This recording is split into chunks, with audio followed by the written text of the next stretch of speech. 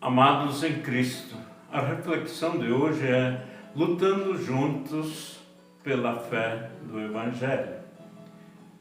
Vejamos as palavras de Filipenses, capítulo 1, versículos 27 a 30, que diz: Acima de tudo, vivam de modo digno do Evangelho de Cristo, para que, ou indo até aí para vê-los, ou estando ausente, eu ouça a respeito de vocês que estão firmes em um só espírito, como uma só alma, lutando juntos pela fé do Evangelho, e que em nada se sentem intimados pelos adversários, pois o que para eles é prova evidente de perdição, para vocês é sinal de salvação. E isto da parte de Deus, porque vocês receberam a graça de sofrer por Cristo, e não somente de crer nele, pois vocês têm o mesmo combate que viram em mim e que agora estão ouvindo que continuo a ter. Amados, sinônimo de luta são as palavras batalha, guerra e peleja, que eram uma atividade bastante comum nos tempos do Antigo Testamento. Nas suas lutas, o povo hebreu era sempre confrontado a confiar totalmente na liderança e na força do Senhor seu Deus, o Senhor dos exércitos. Este é um dos títulos de Deus em Isaías 44, versículo 6, utilizado para dar ênfase ao seu grande poder diante de todos os exércitos da terra, dos astros do céu, de anjos ou das legiões de espíritos malignos. Os inimigos do povo judeu eram considerados igualmente inimigos de Deus. Ele é sempre apresentado como o grande guerreiro, conforme Êxodo 15, versículo 3, combatendo em favor de Israel ou fazendo uso da guerra para corrigir o seu próprio povo. Já no Novo Testamento, a palavra luta, guerra, aparece mais num sentido metafórico, conforme Judas 1,3, como na ilustração também de Paulo da armadura de Deus em Efésios 6,11, e para, enfim, descrever a batalha do fim dos tempos, conforme Apocalipse, capítulo 16, versículo 14, e também no capítulo 20, versículos 7 a 10. Aprendemos também através da palavra de Deus que não devemos viver em luta uns com os outros por nenhuma causa. A nossa luta é contra domínios deste mundo, contra forças espirituais do mal nas regiões celestiais, e não contra as pessoas. Isso conforme o próprio texto de Efésios capítulo 6, versículos 10 a 17. Felizmente, aguardamos também por um tempo de perfeita paz, conforme Apocalipse capítulo 21, versículos 3 e 4, em que não haverá mais guerras, nem mal ou destruição, como também já profetizava Isaías no capítulo 65, versículos 16 a 25. É nesta esperança que o cristão luta nesta vida, como bom soldado de Cristo, pela fé em Jesus enquanto viver.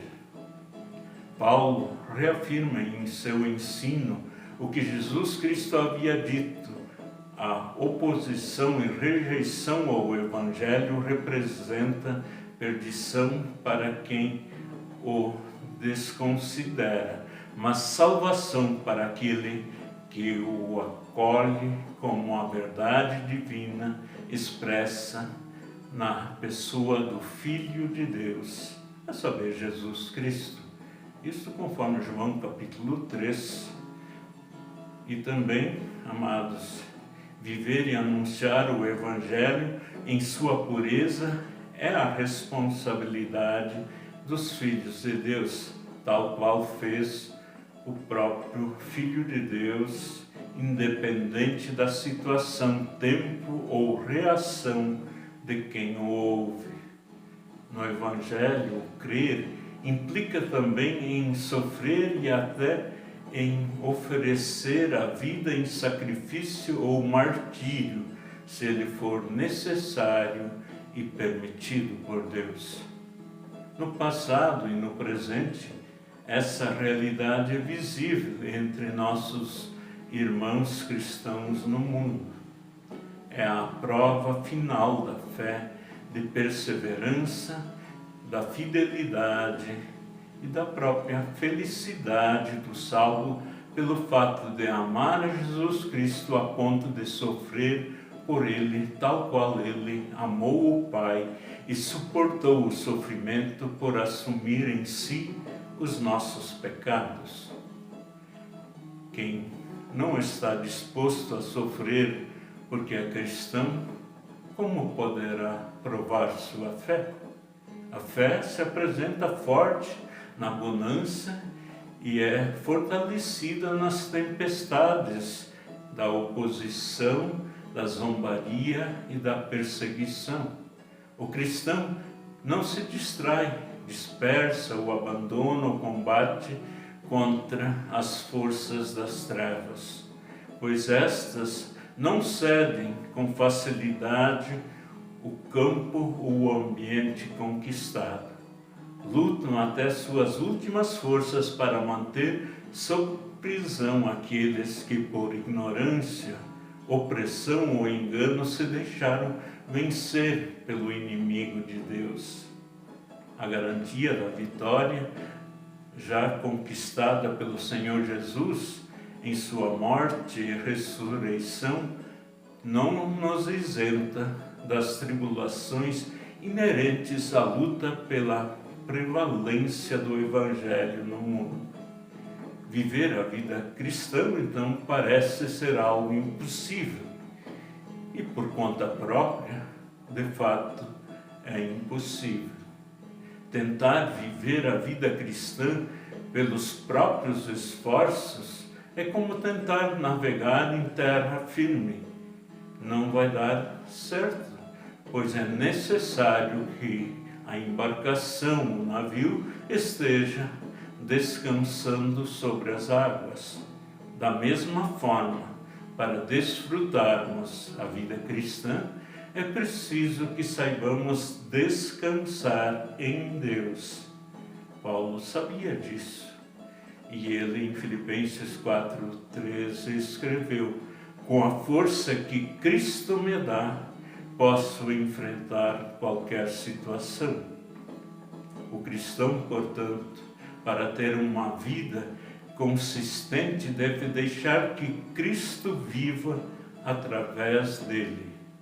E o apóstolo Paulo, em Gálatas 2:20, ainda afirma: fui crucificado com Cristo. Assim já não sou eu quem vive, mas Cristo vive em mim. A vida que agora vivo no corpo, vivo-a pela fé no Filho de Deus, que me amou e se entregou por mim. Que assim também nós possamos ter diante de nós, então, essa confiança em Cristo e também por Ele viver. Vamos cantar agora. A alegria está no coração de quem já conhece Jesus.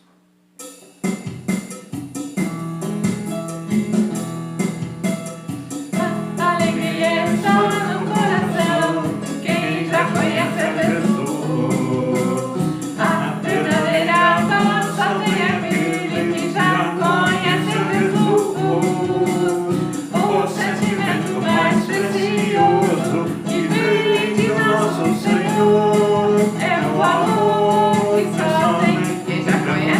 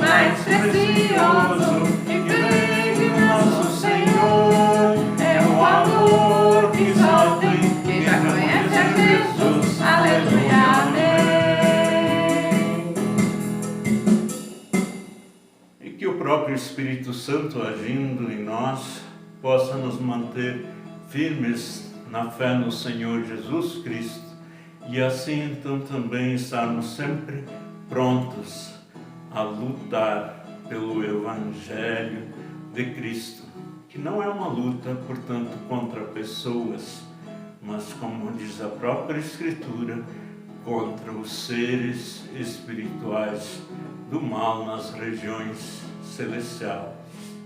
Que Deus assim nos abençoe, em nome e para a glória do próprio Senhor Jesus. Amém.